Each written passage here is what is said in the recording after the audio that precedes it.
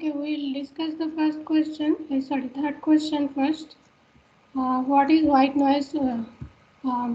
Why cannot pure white noise exist in reality? We discussed this in the class, so there's nothing great about it. So you need to define white noise. We discussed in the class how we can define white noise using the autocorrelation function. And we also discussed why we cannot have pure white noise because from the power spectral density we see that it has an infinite bandwidth and infinite power. No real process can have infinite bandwidth or infinite power. That process cannot be generated in reality.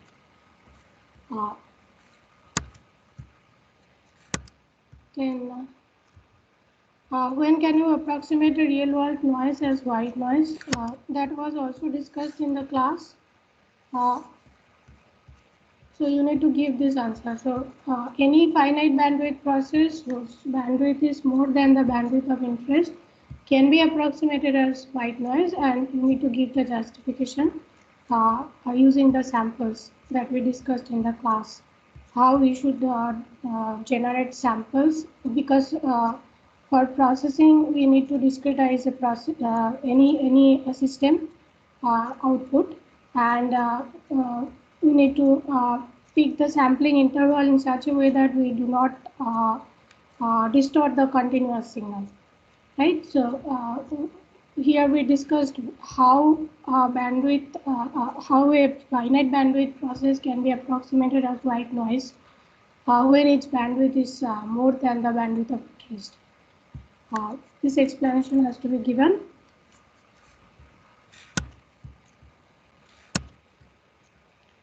Then if the autocorrelation function of a random process is this, where A and beta are greater than 0, what is its PSD? Now this one actually is the Fourier transform of the autocorrelation function. You can see that this is a wide sense stationary process, and the Fourier transform of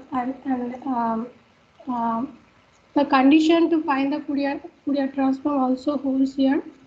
The integral exists, so we need to see whether the integral exists from minus infinity to plus infinity to the power minus beta mod tau exists. Therefore, we can take the Fourier transform of the autocorrelation function to find the PSD. So just need to do the Fourier transform.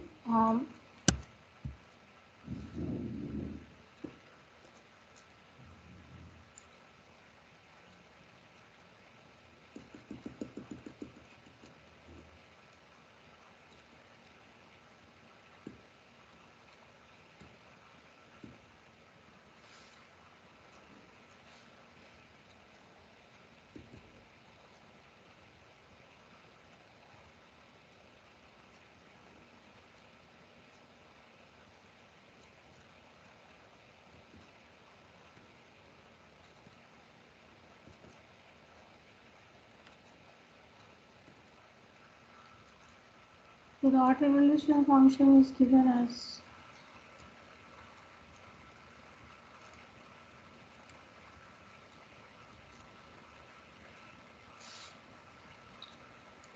the power spectral density will be the Fourier transform of the autocorrelation function, because the condition to find the Fourier transform holds here.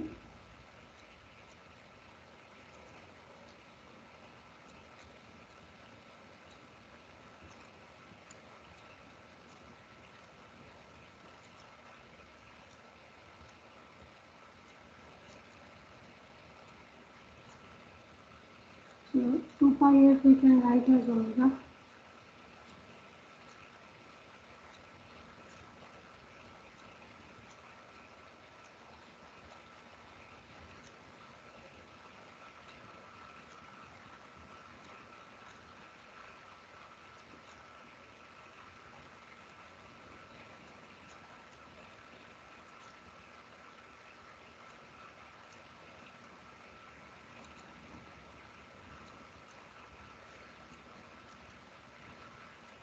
Now we have mod tau in the exponent, so we need to divide it into two parts. One from minus infinity to 0, and for this the first exponent will be this.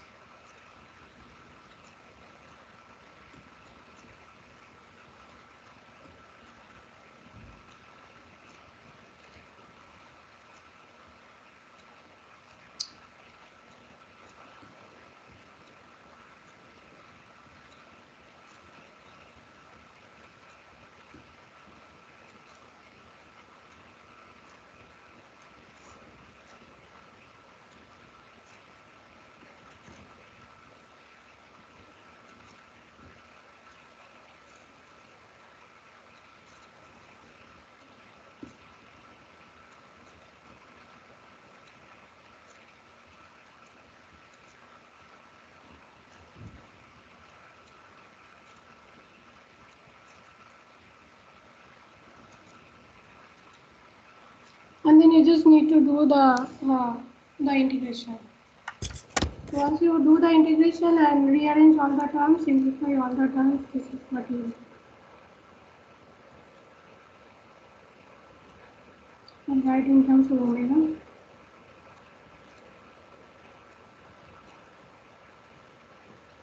Okay, omega is 2 pi.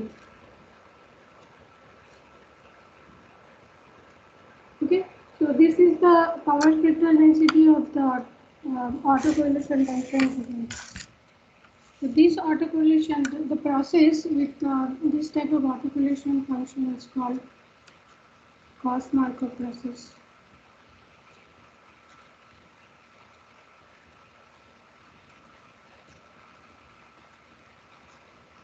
Often in signal processing, we assume the time correlated processes are Gauss-Markov. Okay, so this is a first order Gauss-Markov process.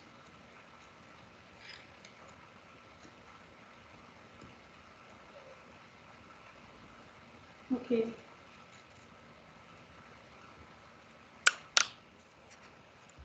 In the second question, consider a random experiment with sample space omega a1, a2, n, and let us assume that the only events of interest, so events are also given.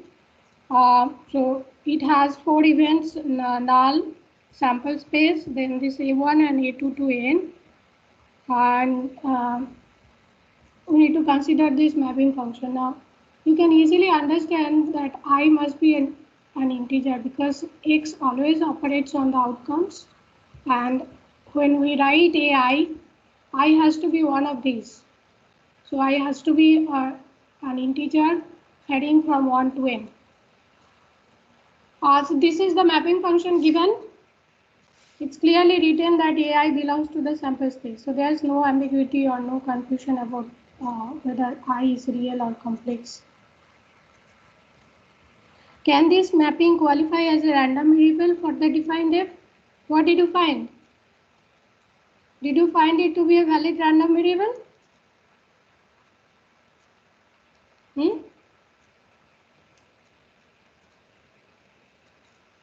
What did you find? This is straightforward. This is an open note test. You could have referred to the class note and seen how you should find whether it is a valid mapping function or not. So what did you find? Feel free to tell me. Nobody wants to say what you found.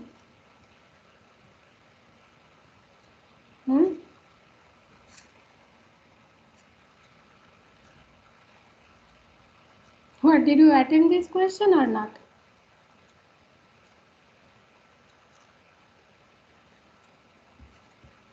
Nobody wants to respond. What is this? What did you find? Did you find it to be a valid random variable or not?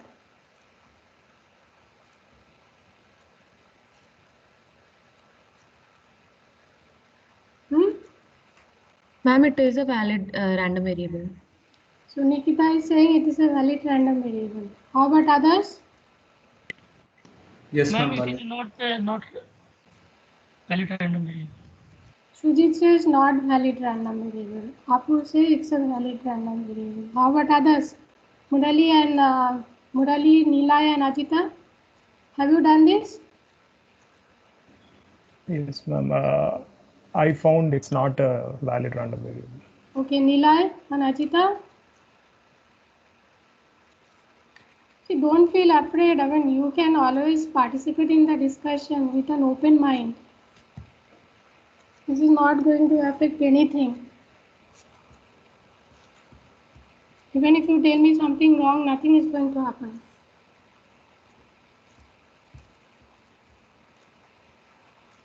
Okay. Unfortunately, it is not a valid random variable. Because if you form that table, so here the events of interest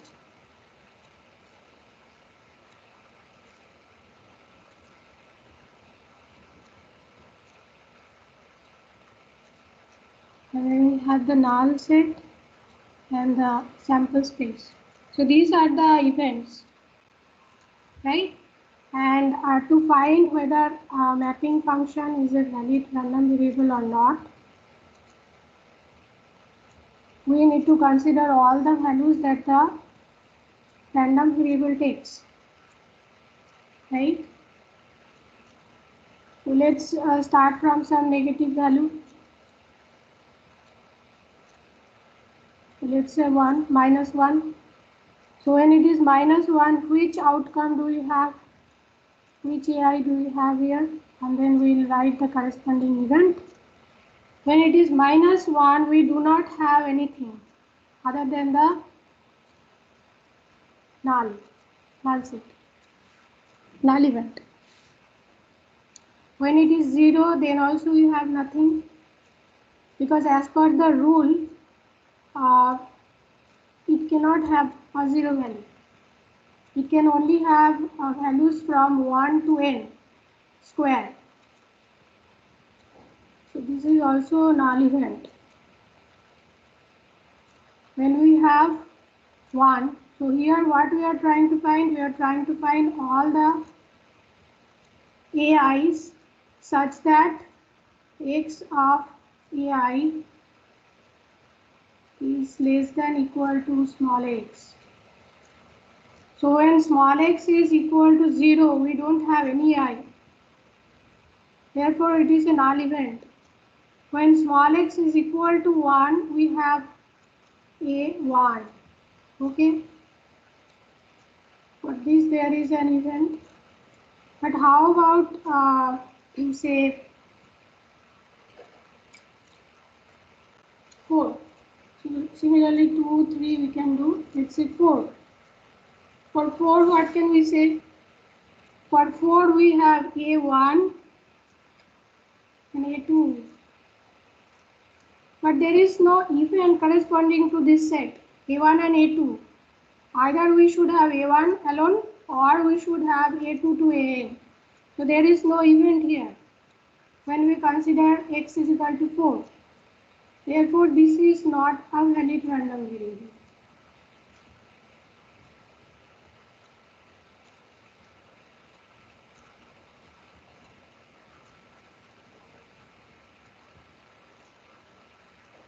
Now we also need to find a rule which could be a valid random variable. So this rule you can consider.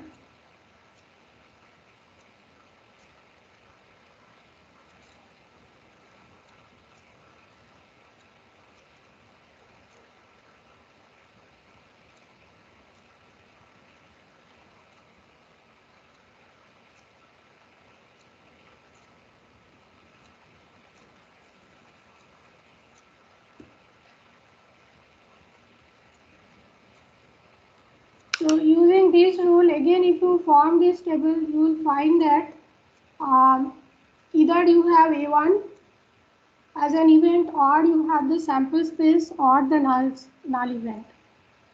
Okay, so for any values of small x, there is a valid event in F.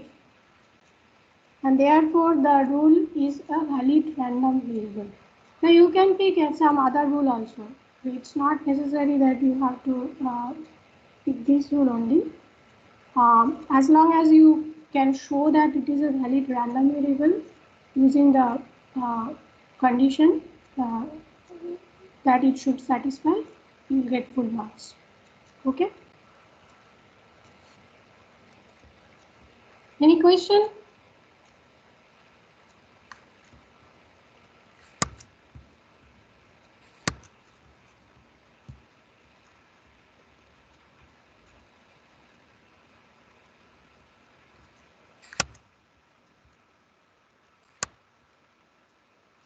Okay.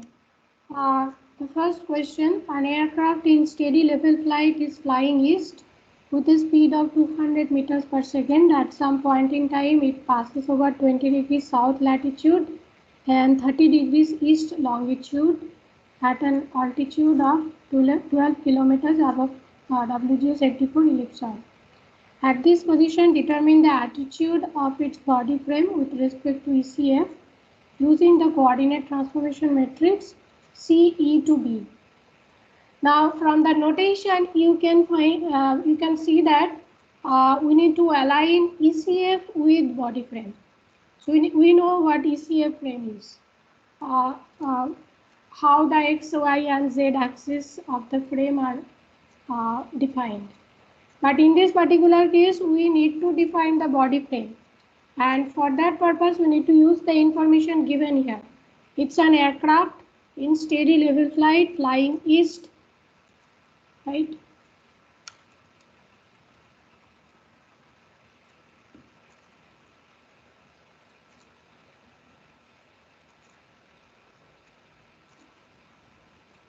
And it is in the southern hemisphere because the latitude given is 20 degrees south.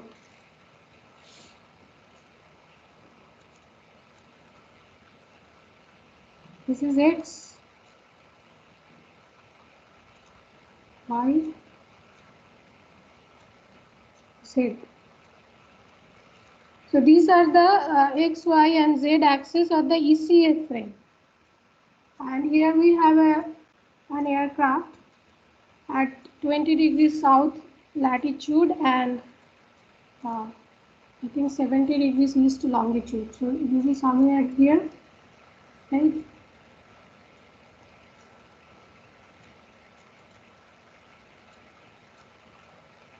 Let's see it is here. Now at this point, let's also define the northeast down frame. This is north. This is east pointing into the board and this is down.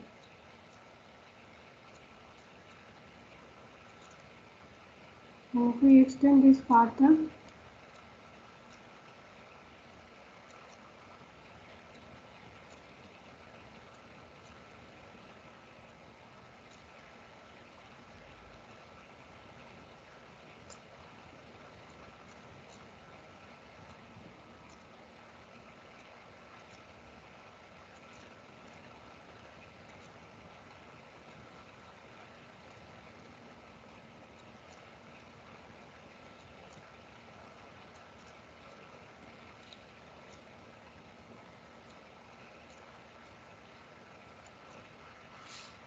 now how about the aircraft body frame?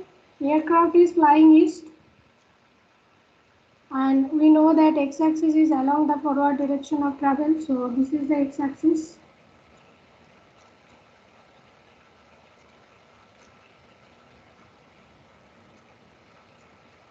X-axis is along east. So I'm just drawing this line along east, okay? It doesn't mean, you have to see at this point. So this is the x-axis. Then we know that for the aircraft body frame, the y-axis points towards the right wing, right? So if this is the x-axis, the y-axis must be in this direction. So this is the y-axis, this is x-axis, and this will be z-axis.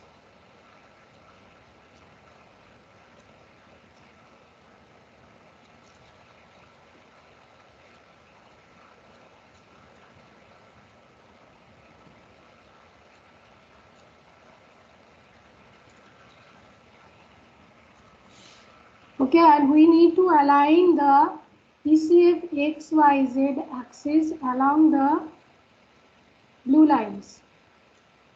ECF X should be along the blue X, Y should be along blue Y, and Z should be along blue Z.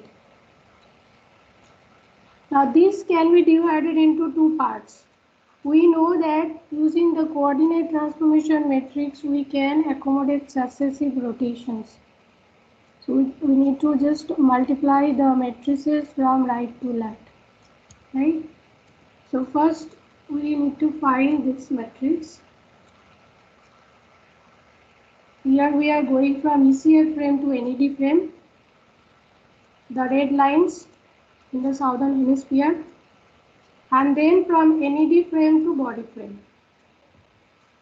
Now to get the body frame from the NED frame, what rotation do we have to apply? Now you see that the Z axis is along the down axis. So Z axis is aligned. The blue Z is aligned with the down axis. So we don't need to do anything for the Z axis. But the blue X is along east and blue Y is along south. Whereas in case of NED frame, X is along north and Y is along east. So if we just apply a yaw rotation of magnitude 90 degrees, we can go from the NED frame to body frame. Now whether we need to apply a positive rotation or a negative rotation. So for that you need to use the right hand rule. You just need to point the thumb along the positive down axis and see the direction of curl of the other fingers. If you do that with your right hand, you will find that you need to apply a negative rotation. So a negative yaw rotation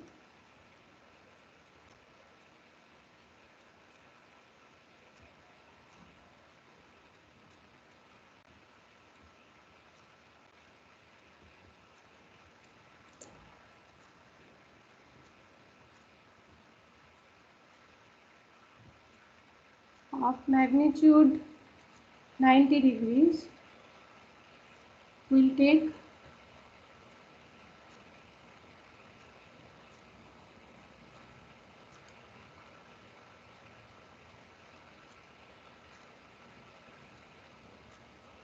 the NED frame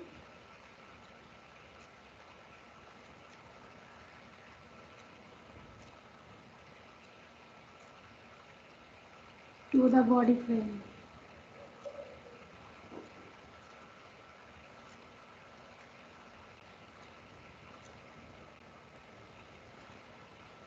And we know what the corresponding matrix should be, coordinate transformation matrix should be. We need to apply a yaw rotation.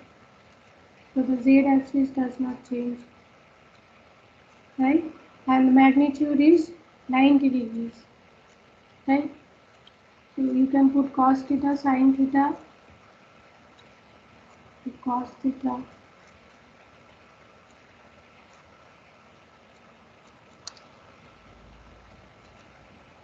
So this one is N to B. Okay.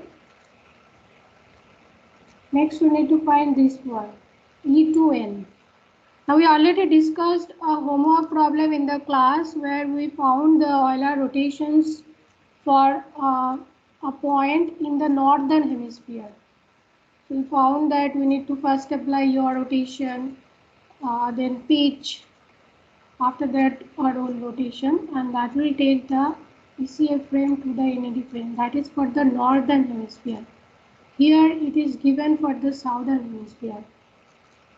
A similar approach has to be followed, but the angles will be different.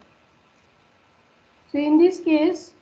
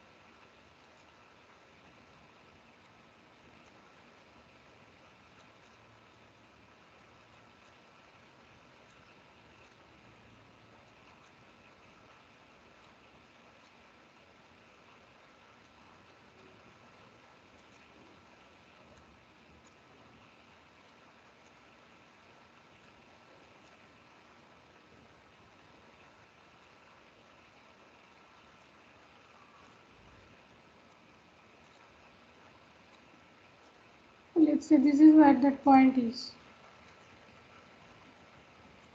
This angle is lambda, longitude.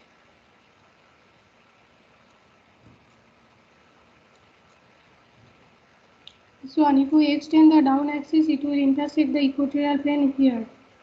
So this angle is L. So let me draw this part.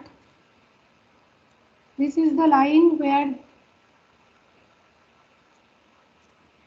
the north down plane intersects the equatorial plane, this line basically. Okay, and this is the segment of the longitude, the meridian circle. Okay, not circle, ellipse. And let's say this is where this point is. So if we extend the down axis, this angle is latitude.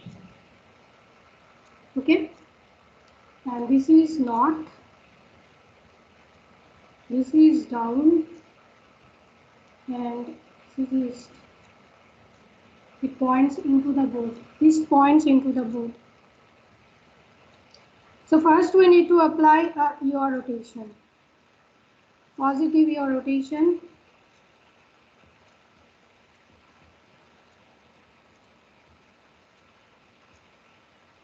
Of magnitude lambda. After applying this positive yaw rotation of magnitude lambda, actually x-axis is aligned with this line. This is the new x, right? This line. How about the y prime? Y prime is along east. Y prime will be perpendicular to this meridian plane, which means it has to be into the plane of the board, right? Perpendicular and into the plane of the board, and E is also perpendicular and into the plane of the board. So after this rotation, Y prime is along east.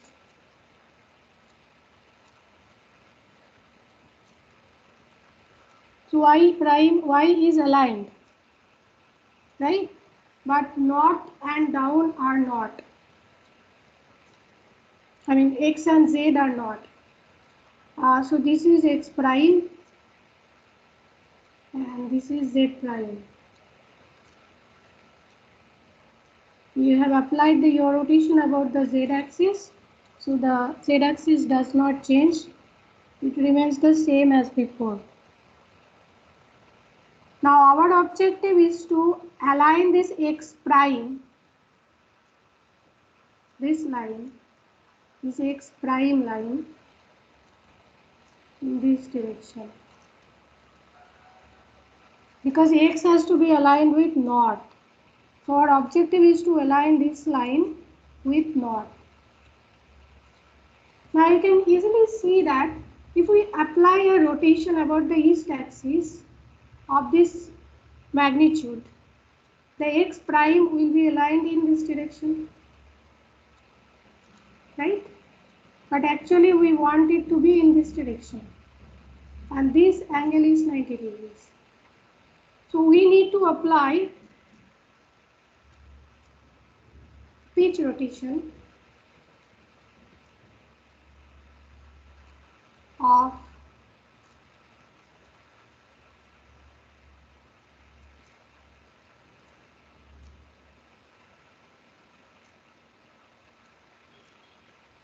I'll first write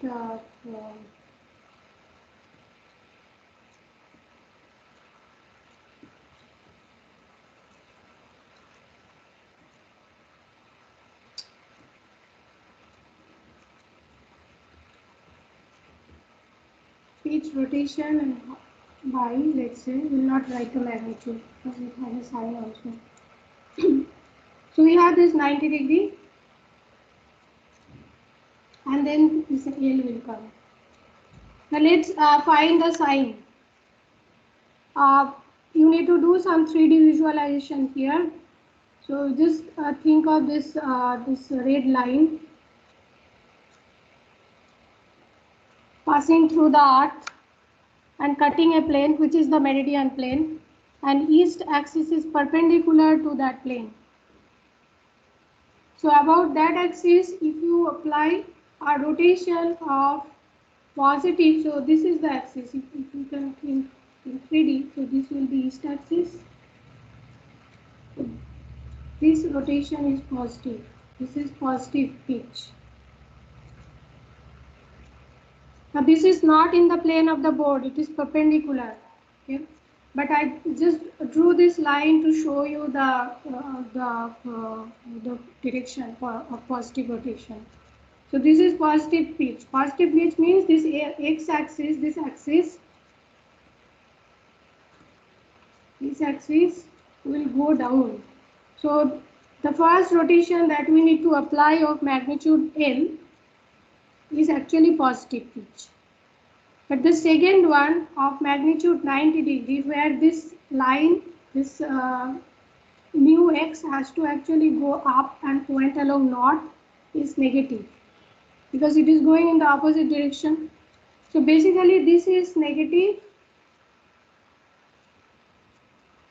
and we are just considering the magnitude here, and it is positive.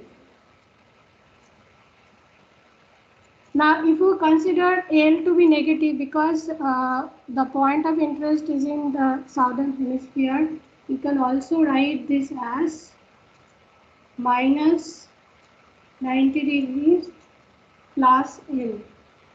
Now, this does not violate the pitch constraint because L is negative. So, in this expression, L is negative because it is in the southern hemisphere.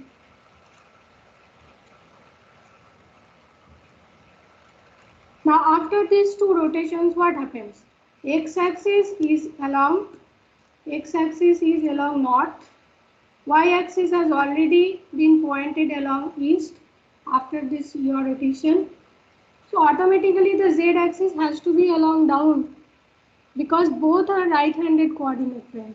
So you just need to apply a positive your rotation and then a negative pitch rotation by this amount. And that will take the ECF frame to the northeast down frame. And we know how we can find the coordinate transformation matrix from the Euler rotation. So we just need to form the coordinate transformation matrix and get the E to N coordinate transformation. And then multiply N to B, which we got here. This will give us C E to B. Okay? Any question?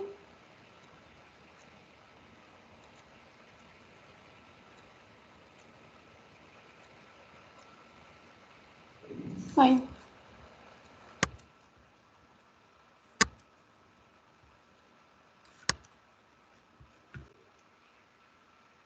That's all. Yesterday we completed the discussion of filtering and estimations. Next week we are going to start GNSS properly. We'll start with the space segment and then discuss how the atmosphere, after discussing the space segment, we'll discuss how the atmosphere affects GNSS signals as it travels through the atmosphere. And then we'll move on to the user segment. Okay. And you also have a project. Yes. Yeah, ma'am, I wanted to ask you about the project only. Hmm. Like, I am not sure what are we supposed to like do exactly in the project. What are you expecting us to do? I didn't understand. Say that again. So, ma'am, I'm not able to understand what is expected of us to do in the project exactly. Like, there was a class that you took, which was related to the project where you taught us a lot of things, but I don't know, like, how are we supposed to implement that and all? That was discussed in the first class. Yes, What you ma'am. are supposed to do. So you need Ma'am, to yes, go to that link. I shared the link. You need to go to the link and install the app. You need to find whether your phone is compatible for logging raw measurements. You need okay, to find a compatible phone. that will give you raw measurements, raw GNSS measurements. And for that Okay. also I told you what you have to do. Yes, ma'am. In the first class, I remember a lot of stuff, but like I was not sure of the process, so I thought that I'll just ask you. Yes, you need to go to that link. There you will get all the steps. First, you need to find out whether you have a compatible phone or not. So you can Oh, quickly install the app on the phone. It is easy oh, to install the app. Okay. If your okay, ma'am. phone has a hardware year uh, of 2016 or later, then you will be able to log raw measurements. But if it Okay, is an old phone, you will not be able to. Okay. Uh, okay, ma'am. in case you know the hardware year of the phone, then you need to find a compatible phone. In case you do not know, you can install that app from that website, and then when you open it, it will show you on the bottom left or right the hardware year of the phone. Okay, and from Okay, there you ma'am. will get to know whether you can log. In fact, if you install the app, you will get to know whether you can log raw measurements or not. Okay. Okay, ma'am. Yes, ma'am. And then the raw measurements that will be logged by a compatible phone will be transferred to your laptop. In that website also you will find a software suite, okay, which you need to software package which you need to install on your laptop. That is the GNSS raw data processing software. Okay, So you ma'am. will get all the steps once you go to that website. There you will also find some suitable articles, and then you need to collect raw data with your phone and then do the analysis. So the software will generate all the plots, but based on what I told you in the class, you need to do the analysis for your data set and tell me what you understand about it. So this actually gives one impression that whatever we are discussing in this class from start to end is not an abstract concept. It's very much real, and your phone has a GNSS chip in the inside, which may not be a very accurate one, but it does all that we are going to discuss in this class.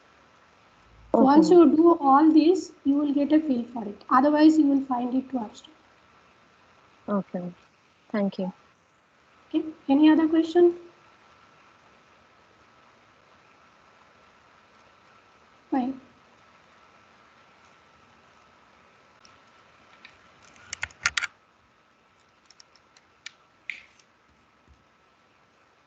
You can leave now. Thank you, ma'am. Thank you, Thank you, ma'am. ma'am.